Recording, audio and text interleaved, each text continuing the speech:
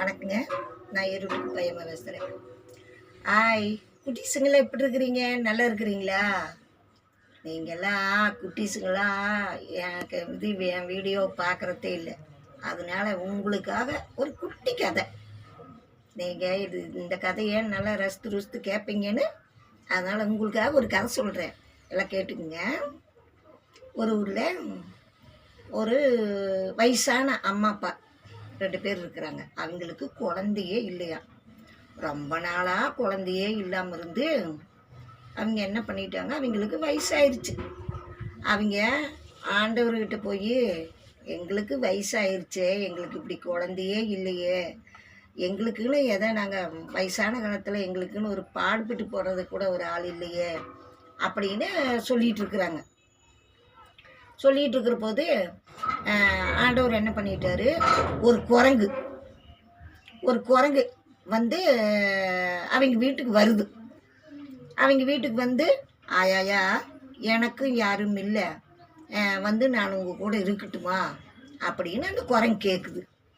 அப்புறம் அதுக்கு அந்த ஆயாளுமே அந்த அப்பனுமே, சரி ஐயோ நம்மளுக்கும் யாரும் இல்லை, நாம் சரி வச்சுக்கலாம் அப்படின்ட்டு அது வளர்த்துறாங்க. சோறெல்லாம் ஆக்கி போடுறாங்க. அது நல்லா சந்தோஷமாக இருக்கிறாங்க.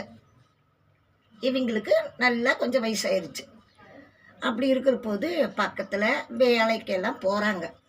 அதுக்கு இந்த குரங்கு கேட்குது, அம்மாம்மா நானும் அவங்க கூட வேலைக்கு போகிறேன் அப்படின்னு போய் அந்த குரங்கு கேட்குது அவங்க அம்மாவில், அந்த ஆயால்.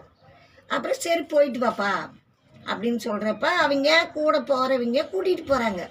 கூட்டிகிட்டு போயிட்டு, நீ எங்கே வேலை செய்ய போகிற, நீ எல்லாம் வேண்டாம் அப்படின்னு சொல்லிடுறாங்க. இந்த குரங்கு அழுதுட்டு வீட்டுக்கு வந்து, சரி நம்ம வீட்லையாவது வேலை செய்யலாம் அப்படின்ட்டு பாத்திரமெல்லாம் எடுத்து போட்டு கழுவிட்டு சாப்பாடு வச்சு சாப்பாடெல்லாம் செஞ்சு தண்ணியெல்லாம் போய் எடுத்துகிட்டு வருது. எடுத்துகிட்டு வந்து சாப்பாடெல்லாம் செஞ்சு அவங்க அம்மாவுக்கு கொடுக்குது, அந்த வயசானவங்களுக்கு. அவங்களுக்கு சாப்பிட்றாங்க. சாப்பிட்டு சரி மறுநாள் இன்னும் 2 பேர் என்ன பண்ணுறாங்க, எருவு பொறுக்கு போகிறாங்க. இந்த சாணியெல்லாம் காஞ்சிருக்குமல்ல, அதை பொறுக்கிட்டு வந்து எதோ எருவு மட்டும் தட்டி வைக்கலாம் அப்படின்ட்டு விரவுக்கு போகிறாங்க. அப்போ இந்த இது என்ன பண்ணுறது, ஒரு தட்டைக்குடையை எடுத்து இடுப்பில் வச்சுக்கிட்டு, சரி நாம்ளும் போகலாம் அப்படின்ட்டு அவங்க கூட நாம் கேட்கவே கூடாதுன்னு கேட்டு கேட்காமே நாம் போகலாம் அப்படின்னு சொல்லி இது பாட்டுக்கு போகுது.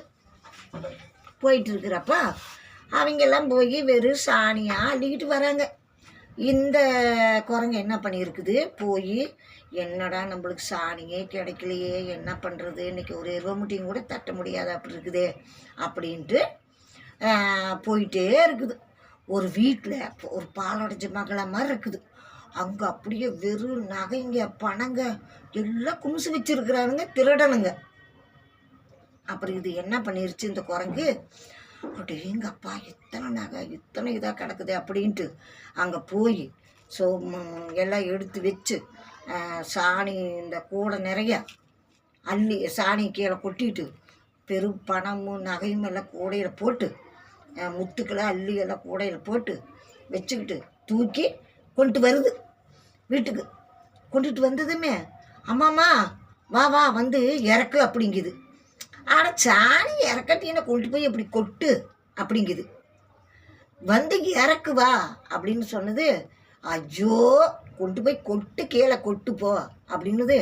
அப்புறம் ஒரு எருவமுட்டி தூக்கி அழுங்காமல் காட்டுது, பாருத்தரும் பணம் இருக்குது அப்படின்ட்டு. அப்புறம் சரின்ட்டு அழுங்காமல் இறக்கி வீட்டுக்குள்ளே கொண்டே வச்சுக்கிட்டாங்க. வீட்டுக்குள்ளே வச்சு அந்த சாணியெல்லாம் எடுத்து கொண்டாந்து வெளியே போட்டு, சரி நீங்கள் வந்து பக்கத்து வீட்டில் வல்லம் போய் வாங்கிட்டு வாங்க, எத்தனை வல்லம் இருக்குதுன்னு அளந்து பார்க்கலாம் அப்படின்னு சொல்லி அந்த குரங்கு சொல்லுது அந்த ஆயாக்கிட்ட. அந்த ஆயா என்ன பண்ணுது, பக்கத்தில் போய் ஒரு கண்ணுங்கன்னு உங்கள் வல்லத்தை கொஞ்சம் கொடுங்க அப்படின்னு கேட்குது. வல்லம்மா வல்லத்தை என்ன பண்ணுறீங்க அப்படிங்க. வல்லம் அரிசி அளந்துட்டு தரேன் அப்படின்னு சொல்லுது. அப்படியா, என்ன நீ புதுசாக அரிசி இழக்குது அப்படின்ட்டு அந்த அம்மா ஒரு துளி பசையை எடுத்து ஒட்ட வச்சு வளர்த்து கொடுக்குது.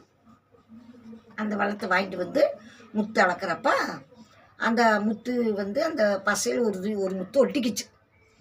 இவங்க அளந்துட்டு இத்தனை இருக்குது அத்தனை இருக்குது. அந்த குரங்கு கொண்டுட்டு வந்து நல்ல வீடெல்லாம் நல்ல பெரிய வீடாக பங்களா மாதிரி கட்டிட்டாங்க. அந்த கிழவிக்கு நகை நட்டு போட்டு நல்லா வச்சுருக்குது.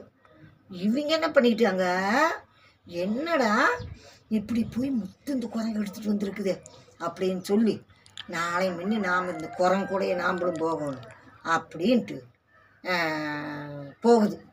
போகிறப்ப அங்கே போய் பார்க்குறப்ப இந்த குரங்கு பார்த்துச்சு ஜாடையாக.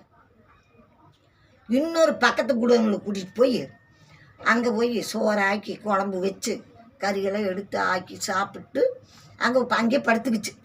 என்னடா முத்தெடுக்கு வந்தவன் சோத்தாக்குனா பிடிச்ச இங்கே படுத்துக்கிட்டு அப்படின்ட்டு இவங்களும் போய் அதே மாதிரி அங்கேயே தங்கி இவங்களும் படுத்துக்கிட்டாங்க.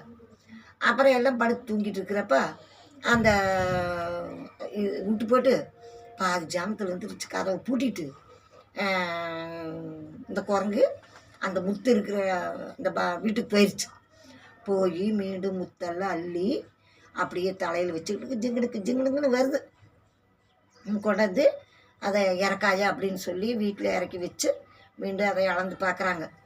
அப்புறம் இந்த இதுங்க பார்த்துக்குச்சு, இந்த யார் இவங்க கத்தி எல்லாம் அந்த வந்து கதவை திறந்து விட்றப்போ என்னடா இந்த குரங்கு என்னமோ பண்ணுதே அப்படின்னு சொல்லிட்டு அங்கே போய் அப்படி கண்டுபிடிச்சி போயிட்டாங்க.